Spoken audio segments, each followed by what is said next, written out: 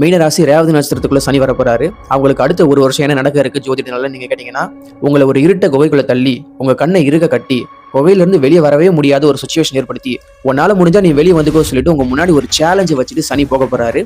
இந்த ஒரு வருஷம் நீங்க இதை எல்லாத்தையும் எப்படி ஃபேஸ் பண்ண போறீங்க அப்படின்னு எனக்கு தெரியல.